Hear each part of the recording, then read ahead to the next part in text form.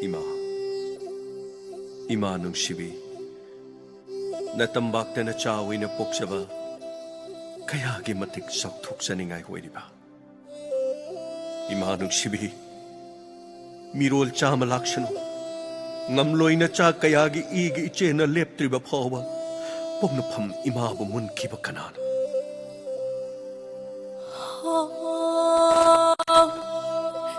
Pari nungsiba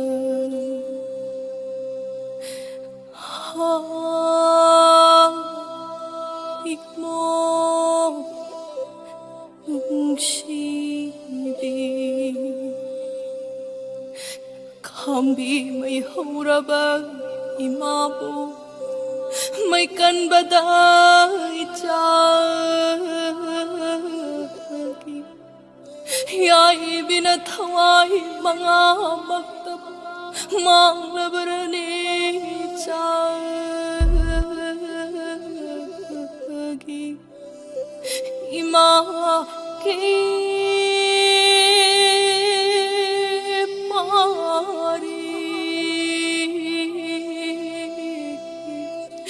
mong kau gini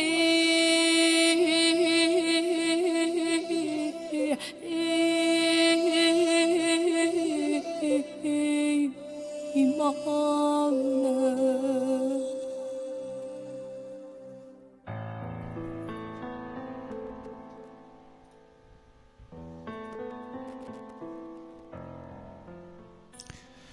Ahan mamagtada Thauram asibu miyang tabiriba ISCOM MCTV amadi Kusem Live Malem sinbatungna radio apps ta tabiriba loinana YouTube live streaming na laibiriba punamak taramnog sa bagaloinana Olen sapam na punamapu kurumjani Santok sariba Thauram live falling program Thauram asida season na zariba number 7005707808 amukahana 7005707808 call topirok tuna live hak ba isay kanbiyo Caller singna ngasigi oina lebak ning ba isay kanbirak na nawa lalo na nagsingjari loina na hojik su Diamond TV akoy na santok sa riba Thauram sing wakal manabat sing punjalaga hojik awana tarbat sing da lepta na mating pang butsari hojik sumiyoy tarieta mating pang na bagida magta sem saba loijari akoy sir kitang hekang kalagpaga akoy mapam kaya da chatuna awana taraba lunch na maram kanda mating kaya masu pangjakri aduga mating pang na kaya masulay di lepta na su mating pang jaki gani Diamond TV na hono jariba sida mating pang viva ngambi darga su hono jariba sida mayam puna magna support to biyo loina na YouTube live streaming na links and bilik liva Robita Devi taram noksari Sorjubala Thangjam taram noksari Victoria Atom taram noksari Sonia Langoljam taram noksari Motum Imosa taram noksari Rohit Aikrujam Inaw taram noksari Bomesor Kangabam taram noksari Sony taram noksari Tagasari ngasigi caller sing na imalebak ning ba isay kanbirak na ba hanana haijari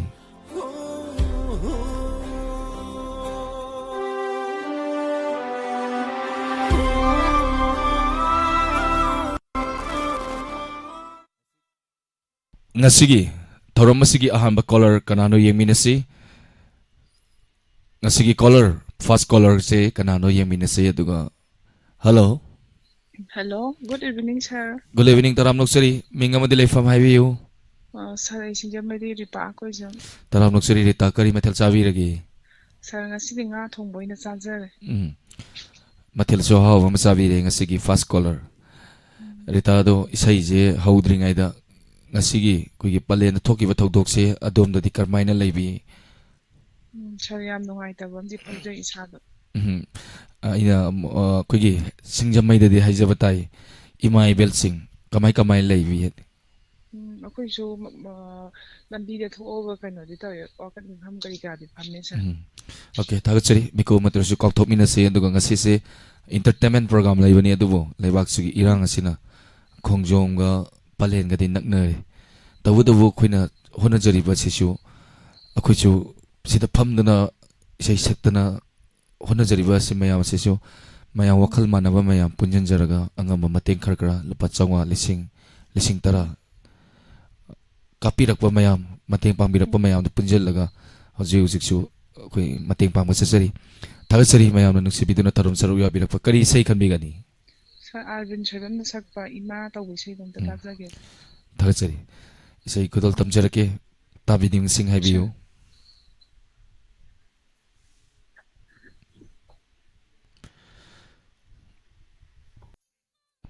phone number ꯑꯩ ꯁ꯭ꯀ꯭ꯔꯤꯟꯗ ꯍꯥꯞꯆꯔꯛꯑꯒꯦ ꯉꯥꯛꯇꯪ ꯉꯥꯏꯕꯤꯁꯤ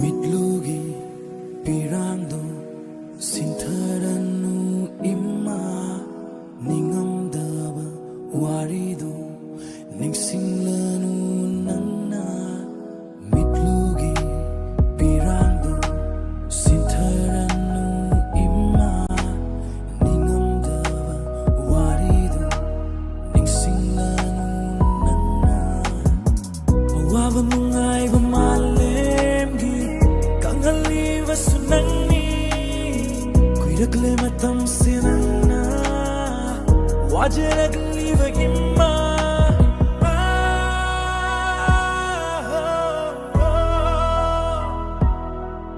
imma imma Imanang warakangay na chapa ka chawring city Imanang warakano Tinglaba ahing nagkaplagano Ahen bawaka kalagano Lord kraba how kraba wari ni imanang giwa ka sontarano Nok na bayami kalak pa na tali Hing ba dalura pa kung sige taka ni soy ba datido na lay di ba miyoy ba ni Sontado na lay gano ima Minawa matatangki ni ima Lord kraba kung sida lan kiba soy kiba yaura basu Apang ba na chani kanto na imana na waraw pino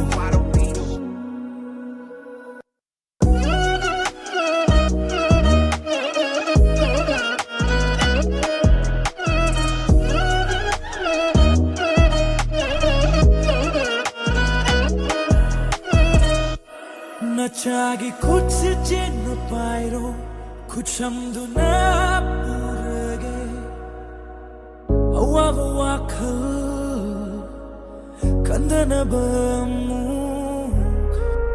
imma nangna abang manachani kanduna ngapiwina soikiva mama imagi awava kangudava nachagi rani kallage masita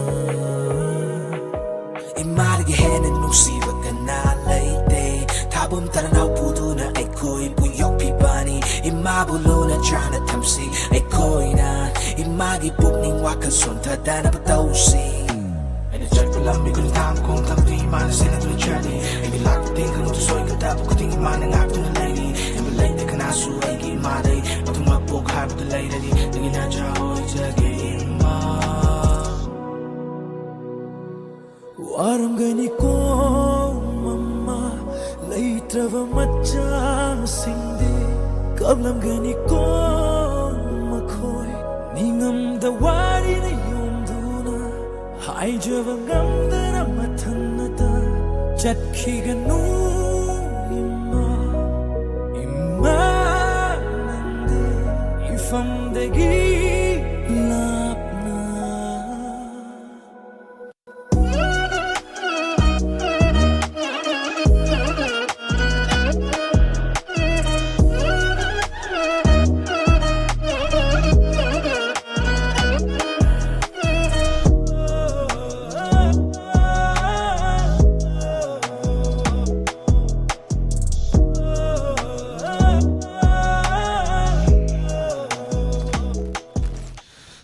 खनबिरक्प अहनबै इसाई कुदोल तमजख्रे Sophia ओइना phone number screen दा हापचरे दुगा लेपचेट तसु पिन मेसेज ओइना तमजरबनी कॉल सोइदन तबिरो तरम सर याबियो तोमबा थोकचोम तराम नोक्सरी मत्तुम प्रमिला तराम नोक्सरी Langjam Ravi Ko taram noksari Ravita konsam subita ngasiri thawai yam nungai te sausu yam sauningi na takpiri. Okay, anyway, iku mata su patami na si matangi kolor tam kutong sabi jari. Hello. Hello, Ming ngamadi le fama biu. tao tới đây và anh xem nằm bol phải dính cái đinh để cái hồi của mình bớt ba. Taram noksari bot sawa kai mathal sabi ragi.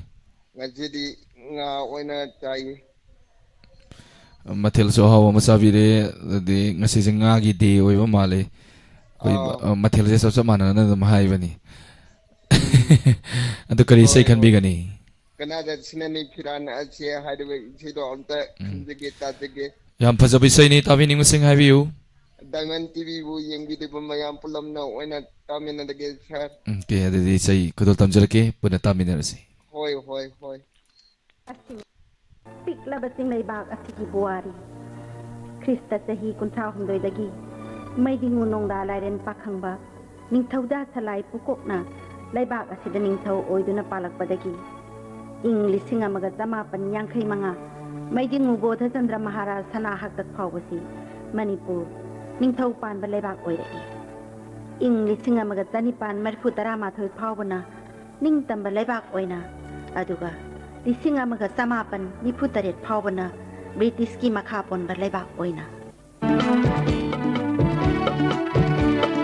Kanada Chinani Viralase Kanada Chinani Viralase Kanada Hakani Modum Ase Kanlagli Hokraba Makoki Miyoina Tiragli Palengi Shanghai the Koina Kanada Chinani Viralase Kanada Chinani Viralase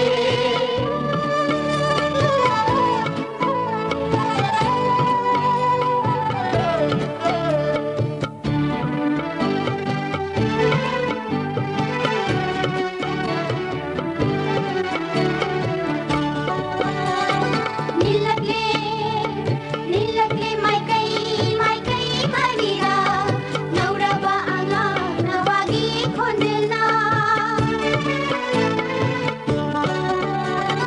Nilagli may kay Maria Nauraba anga nawagi kondil na Lauragle Nauriba Makoina Aikoi lady lady Kauganu Lauragle Nauriba Makoina Aikoi lady lady Kauganu Kanada Chinani Viralase Kanada Chinani Viralase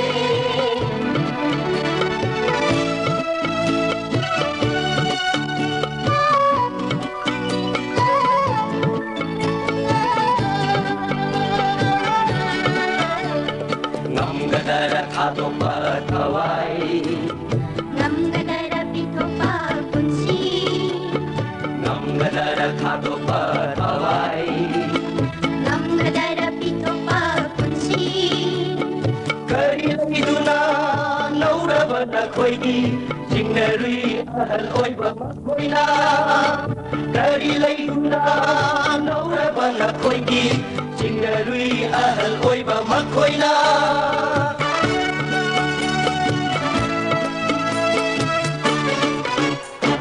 Natara ay ko'y laybak si Dapopa Natara ay ko'y sana laybak sige Natara ay ko'y laybak si Dapopa Natara ay ko'y sana laybak sige Lauragle Nauriba Makoina Aikoi lady Kauganu Lauragle Nauriba Makoina Aikoi lady Kauganu Kanada Chinani Viralase Kanada Chinani Viralase Kanada Hakani Modum Ase Kanlagli Hokraba Mapoki Miyoina Tiragli Malengi sanggai koina Kanada sinani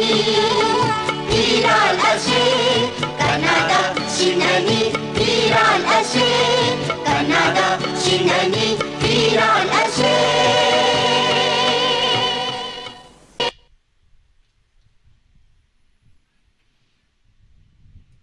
Kanbirak pese sing kudol tamjakre aduga mathangda mo kudol tamjarake soibam sila taram noksari ngasam sumitra taram noksari sarang tem sarmila soni diwas taram noksari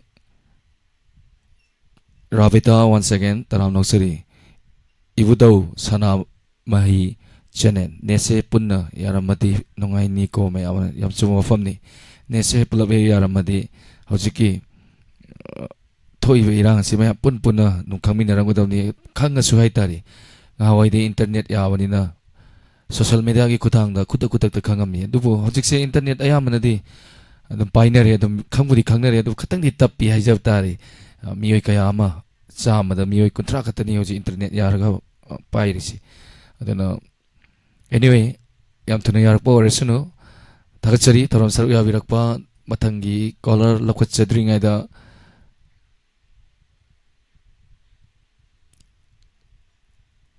Okay, lakot chogi matangi caller. Hello. Hello. Hello. Taram noksari minga madilay fam have you? Kamero dagi Rosibina. Ming dong tangan bisi. Rosibina. Rosibina kari matil sabi lagi Rosibina. Lalu ni sidi kena lapu thong bata, wana lapu thong bata ni na lapu amai len ba ko dagi. Lafu tong maza bazi yam fai haksang sheng tu yega hai ni ko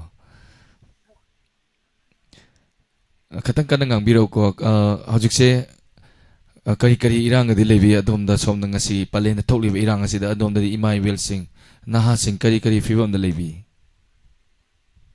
akoi samro mamang kai gi dum maya pai di thoe di te su ki dangai okay okay amatoina punna sat pasisu yamna mathau tai akoi amatoina punsanba akoi amatoina sangjaliba civil akoi gi organization leiriba sing tongan tongan laga chu akoi na sangadoriba akoi gi pandam de amakhatani maram aduna akoi na sangadoriba pandam amakhata sida akoi na hosipok to tokhai leiri si kari gino masi akoi kana akoi ju khatang khandaba di matam oire akoi amaga wakhal mana de ta ibra adubo akoi se hojik se amaga wakhal mana dadana mana tawba thabakta ai yauroi haiduna lei taragadi akoi se karam kandano punjan doise adoi taragadi amana tawba thabakse akoi amana support tawba madaka oi amana haiba wa amana inbatai afaba thabak oiradi indoini aduna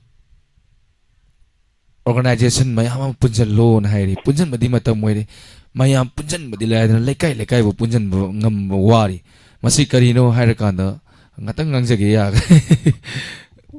isan gi ngatang isan gi ngatang haijoge akoi gi leadership oibogi koi quality magi responsibility haibetari mana lowguda wuthodang sing yam khangdana haidana ngangjabadi natsadi akoi gi responsibility mo low matam mayam gi mamang tharaga chatlage hai taragadi aigi tungda miyoi kaya ma inhalake hai taragadi firstly ai yam honesty oi batai ai pukchen seng batai adugi mathangda ai sacrifice ai kathokpa mathau tai aina kathokpa ne aina honesty pukchen seng da oi taragadi aigi tungda miyoi kan hamta leiroi ithanda sum lan thokpai fibam da lerkani aduina maramaduna akoi laikai laikai dugi club sing or natragana maira paibigi makok oina luchingaga cheliba singna paisa khajik katangi natragana aigi kana ba katangi thabak se tawroi dawni aina ngasi lupa lising ama chawga lakh ama phangachu aigi yum mai cha adi aigi nongai bam khangui tungi charon suron icha isuna hayeng aigi maida tin chilapga chamani maramaduna akoi amatoina chasti hai targadi honesty sacrifice amaga loinana pulap chminasi hajari thank you wari katang sangre isal kari sei khanbi gani yene mala thangjamna thakpa Ima pong na pamramdam halos ito tajaga daw niya. Okay. Tabi ni musing habiu. Diamond TV tabi리ba amadi yendi리고 tingga kami na sir. Kudal tamjagi. Bisal nimla thangjamgi khonjel ni ima pung na famdam kudal tamjagi. Puna taminasi.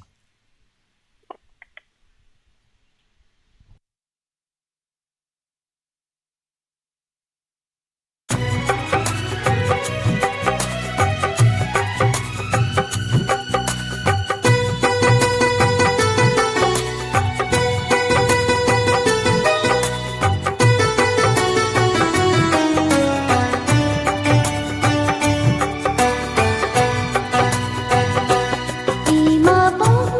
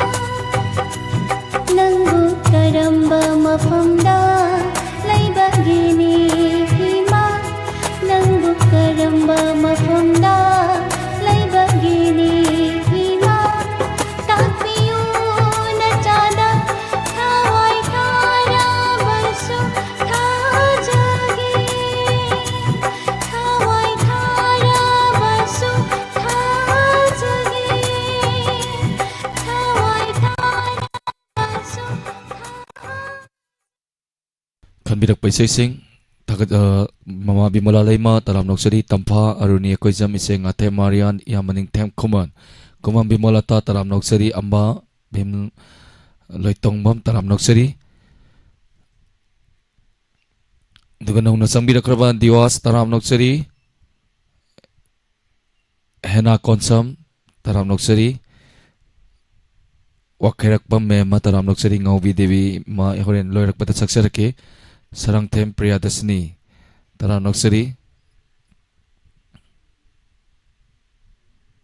mathangi kola da mukudong sapi jagi. Hello Hello, menga madi leifam haibiu. mutumnya musa kompon mutum lekai. Hai yamba. Yamba kari mathal sabi lagi. Nasi se yang awaba pongtu poi na acham boy na cari. Acham boy na sabi re do. Yamba ngasigi palen na thoki bi irang se yamba gi hoigi lekai da hai batai. Kamai na gadi taubi kamai leibi. Sai da budi thoi na irang phalangi budi kana tawadi udre adugo imana bagi rasta ngasi se no chekaba machat pasum. Ada ngalingay dagi hauna ada irang thokudi noi panbi puklakpa khoglakpa thawangi irang meyam do adum taba khotpa haureba.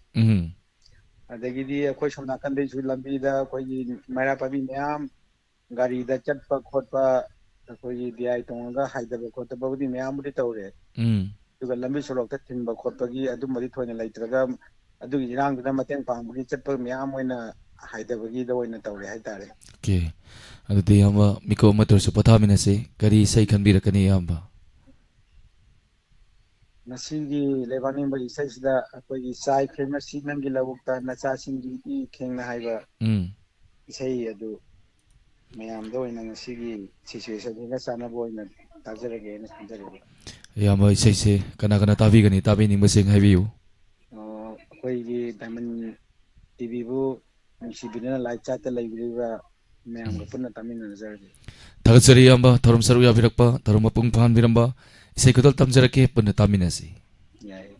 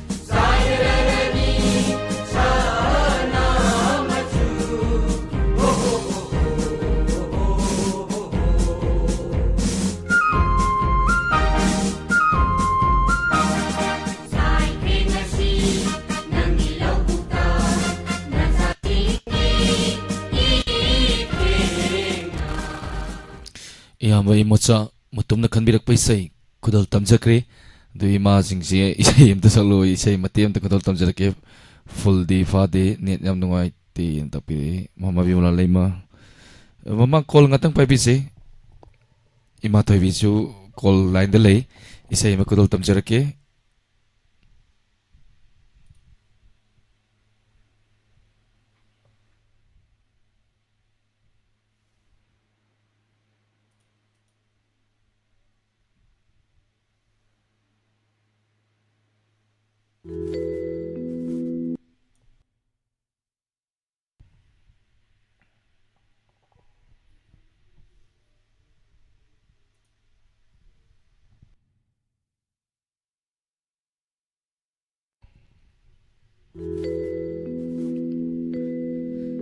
tai bang wakalna mangringai hakchana malemda tindringai ho tai bang wakalna mangringai hakchana malemda tindringai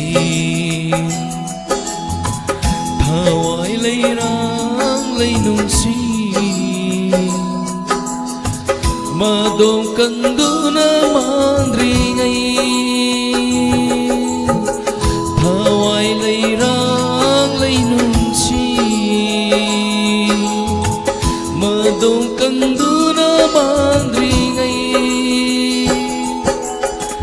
tai bang wakalna mandringai hakchana malemda tindringai oh tai bang wakalna mangringai isi asik tambah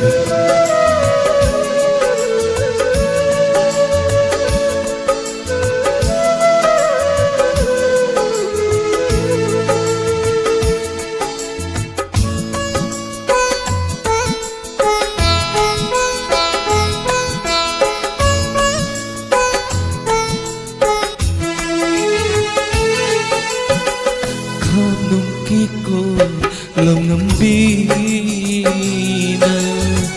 palem sana unringai kanung kui ko lòng lambina palem ana unringai aigi aroiba matanda paudam lamge ko nung sinakada aigi aroiba matanda paudam lamge ko nung sinakada tai bang wakal na mangringai hakjang na malinda pinringai oh tai bang wakal na mangringai tension jagi isai loi bo phate maram maram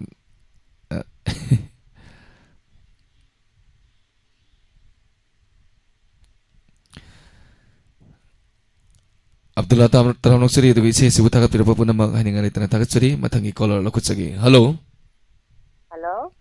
Taram Noksari ma mayam da mingga mati telefon tang have you. Saya di sana kan. Kali matal sabi lagi ma.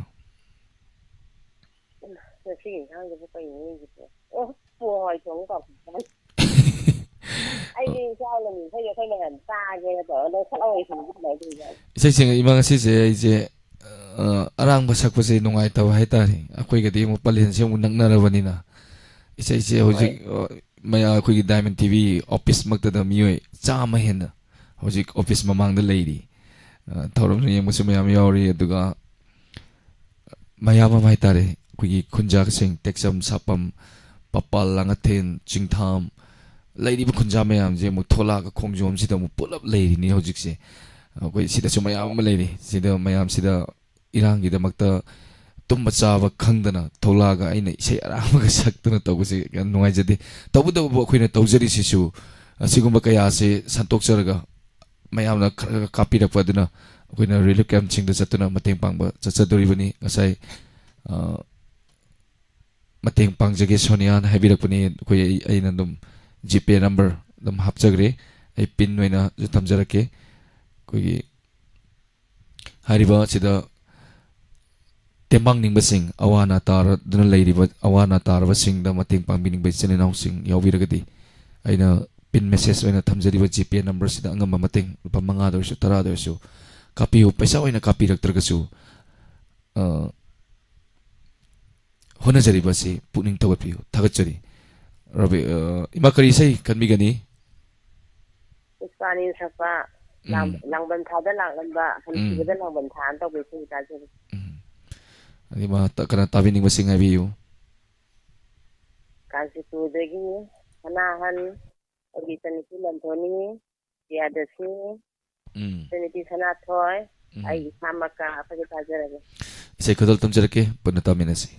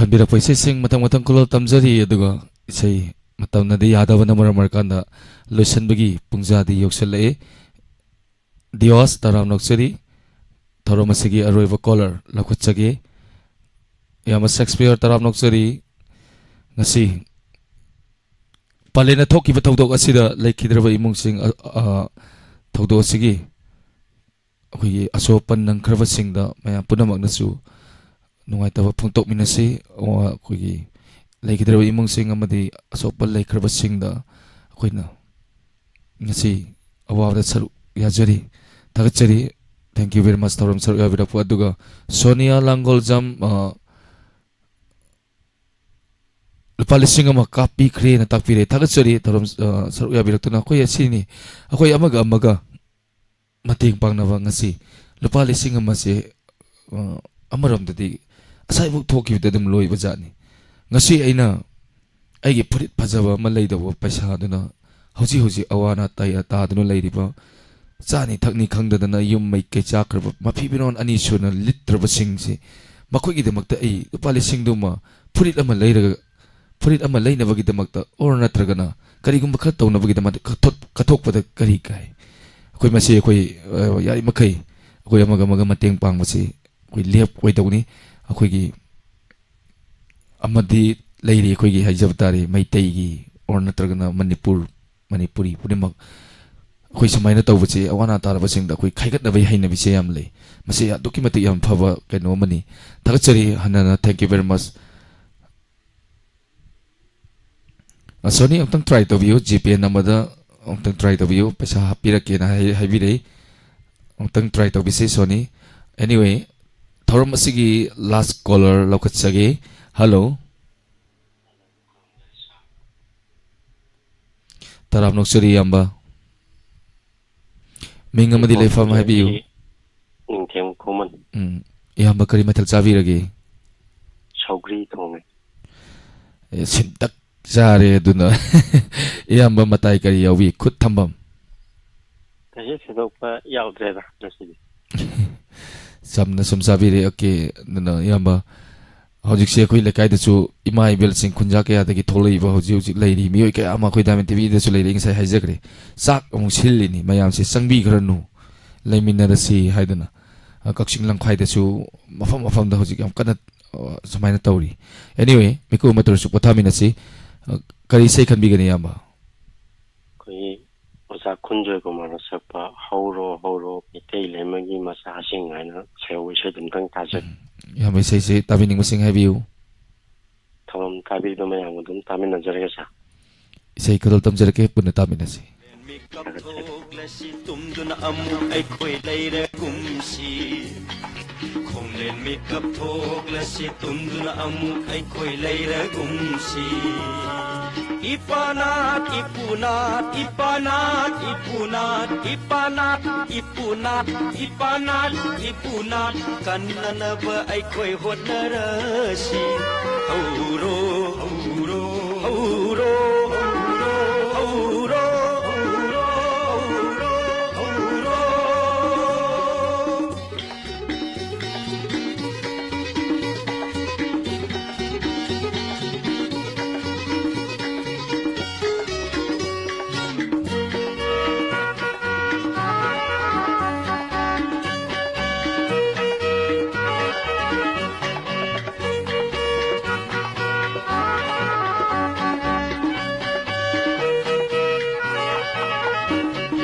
Aiko'y thawna utlesi ngasi Aiko'y saktam taglesi ngasi Kari khangde kari ude kari tade naharol sa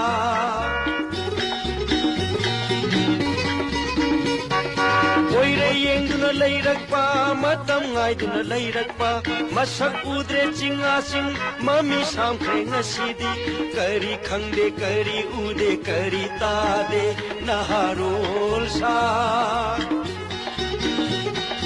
Ipanat, ipunat, ipanat, ipunat, ipanat, ipunat, ipanat, ipunat Kanna na ba ay ko'y hot na rasi Hauro, hauro, hauro, hauro, hauro, hauro,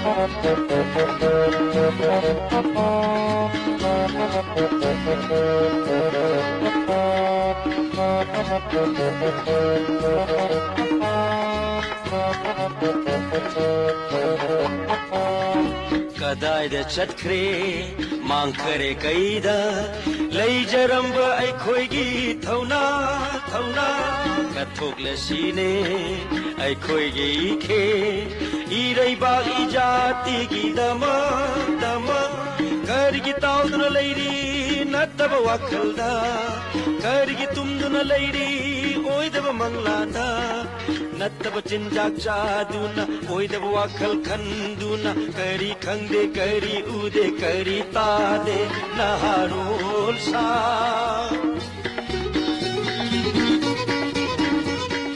juraragani iginong chelaragani igi laukhong juraragani iginong chelaragani igi laukhong kari khangde kari ude kari tade naharol sa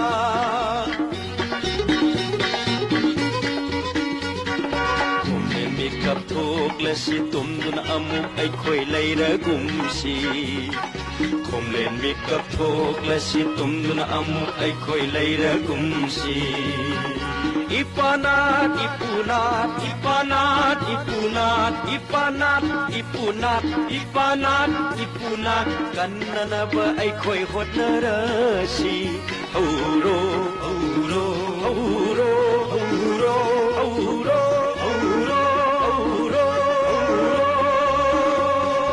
hauro, hauro, hauro Maitay imagi masasa Aikhoy punamak ima maitay laymagi machani ima amatagi machani ne Kumne mikap thok lasi tumduna amu aikhoy layra gumsi ꯈꯣꯝꯂꯦꯟ ꯃꯤꯀꯞ ꯊꯣꯛꯂꯁꯤ ꯇꯨꯝꯗꯨꯅ ꯑꯃꯨꯛ ꯑꯩꯈꯣꯏ ꯂꯩꯔꯒꯨꯝꯁꯤ ꯏꯄꯥꯅꯥꯠ ꯏꯄꯨꯅꯥꯠ ꯏꯄꯥꯅꯥꯠ ꯏꯄꯨꯅꯥꯠ ꯏꯄꯥꯅꯥꯠ ꯏꯄꯨꯅꯥꯠ ꯏꯄꯥꯅꯥꯠ ꯏꯄꯨꯅꯥꯠ ꯀꯟꯅꯅꯕ ꯑꯩꯈꯣꯏ ꯍꯣꯠꯅꯔꯁꯤ ꯍꯧꯔꯣ ꯍꯧꯔꯣ ꯍꯧꯔꯣ ꯍꯧꯔꯣ ꯍꯧꯔꯣ ꯍꯧꯔꯣ ꯍꯧꯔꯣ ꯍꯧꯔꯣ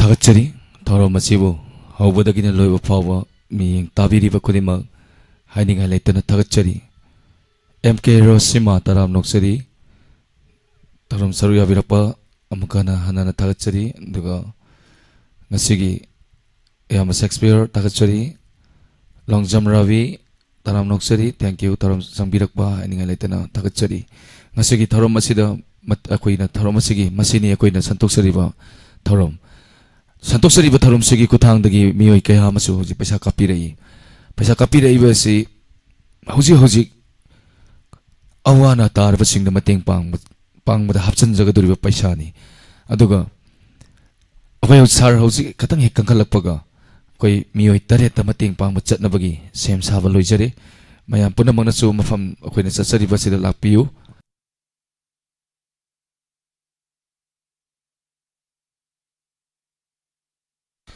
mayam punamangna su lakpiu ngasigi thauram asigi kuthangda akoigi mama bimola leima lupa chani kapirei Sonia Langgol Jam lupa lising ama kapirei Sony lupa lising ama kapirei mukoina kapirei paisa se koina hoji awana ta duna leiriba sing aduga front line da leiriba sing da mating pangna bagi damakta akoina mayana kapirei ni se koina soidana sar khatang he kangkhalakpaga khoi soidana chatlaga mateng pangjarurani mayam su soidana saru yamina se thank you hana थागतचरी मसीने आइना हाइजबदो ngasi चागदब चाकलेल अमा चाखोम अमगी कोइ सारनसु तोइना हाइबिबा चाखोम अमतंग खाइदोगा ngasi मबुक थन्दना लेरिबा मियोइ कयादा खुजु कथोकपम थोइ लोइनना Koyna relic camp चपदा लेहौया अंगांगसिंग अकका चौ चानिङे हाइरकपा अदुदगी ngaham makhidi mama pada baba achapo lebiu hojik matamgi angang nohmada lupa chamagi mathakta sorok maya dale di hekta chai hojiti relic camp dale sala bani na mama mapa chu paisa thokta bagum tu tau mama mapa oiba singda macha oibi singduna macha oiba singduna baba lupa tara piba chapot ama khatang leiyu haibada leiba ngamdaba paisa thoktra mino leitre paisa thoktre matamadu da mama mapa gi thamoi da kari phorongani masi khalubada dugi matik thamoi chokningai oi aduna akoina su yari makai akoina chagadaba chakhom amtangdi awana taraba singda mayam punna katok pasida mayam punna mangnasu mateng paminasi Diamond TV ne hona jariba si awana taraba gidamak mayam gidamak tani habase mayam na kaubi ganu aduga hona jariba si tasu mayam punna mangna support tobiu okay anyway ngasigi thormasigi aroibada isai makudol tamjage isai se hoji palenda irang kana tholiba aduga mafam kaya da chu irang kana tholiba ni na isai se arang ba waina saksa roige ngasigi athauba sing leikidraba athauba ani amadi asopal lahiraba singda dedicate tawjagi isai makudol tamjage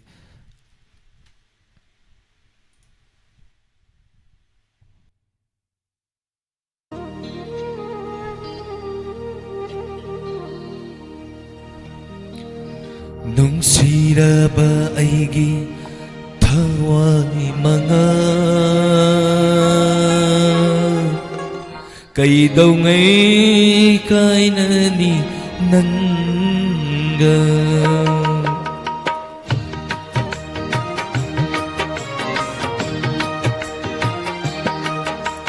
nungsiraba aigi thawai manga kaidaungai kainani nanga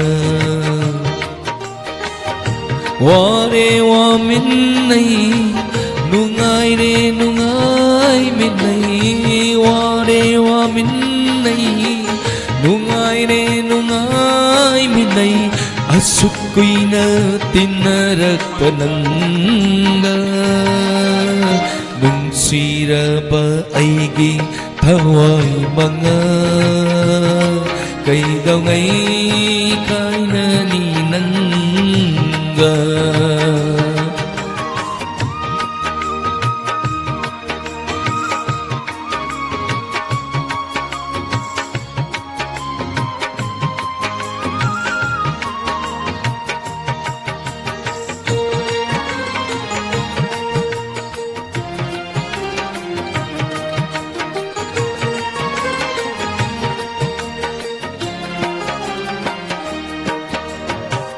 nahaki awabasu aingona tapunte ay hagi pinabasu nangona kang hande nahaki awabasu aingona kotote ay hagi pinabasu nangona kang hande ware wa minnai nungai re nungai minai ware wa minai nungai re nungai minai asukwi na tinarak pananga nungsira ba aigi thawai manga kaidawngai kainani nanga.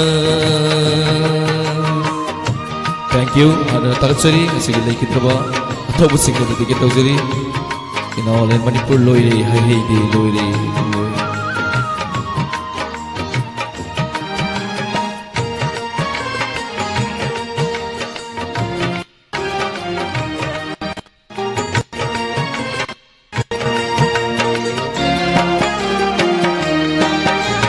hey thawa nungsi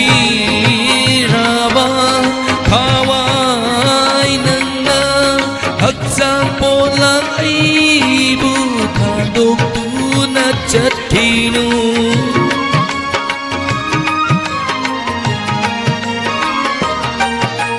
He tawa nungsiraba Hawai nana Hagsang polang aibu Thadok tu na chatinu Pansabot na saba Aigi hagsang polang ni Pansabot na sabang Aigi hagsang pulangi Tinkini malim na numasuiroy Nung sira ba aigi thawai mga Kaidawngai kainani nanga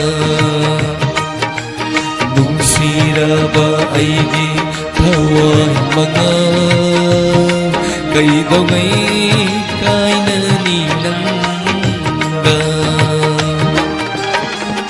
ware wa minnai nungai re nungai minnai ware wa minnai nungai re nungai minnai atsukui na tinarak pananga nung sira ba aigi thawai mga kaidawngai kainani nanga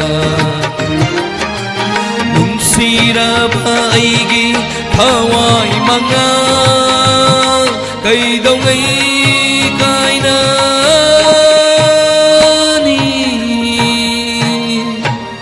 nanga.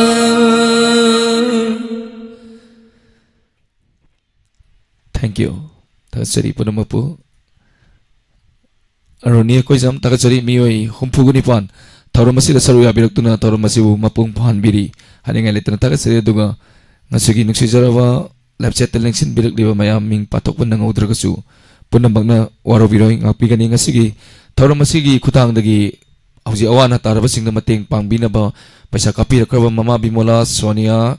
Sony. Hani nga litan na tagasari. Thank you. Thank you very much. Hanana aduga pung tara matoy tawa matamda Inspector Tayay Hanjan Basaru mayam ngay minasi aduga hayeng nung tinpung nga matawa matamda adongi tamoy de laiba adongi pukningda leba wafam khudimak pukningi warongi khutangda mayam saruk yaminasi hojikidi punamapu miku khardang lathokjage amukana olen sapamna punamapu kurumjari.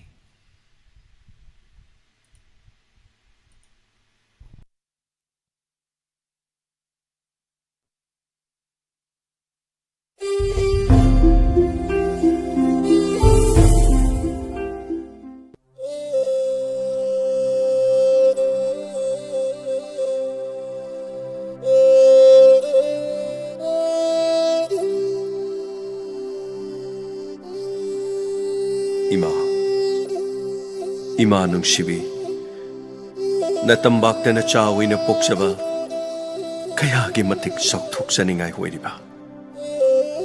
Ima nungsibi mirol cha malaksano ngamloy na cha kaya gi igi iche na leptri ba pawa pom na pam ima bumun kiba kanan.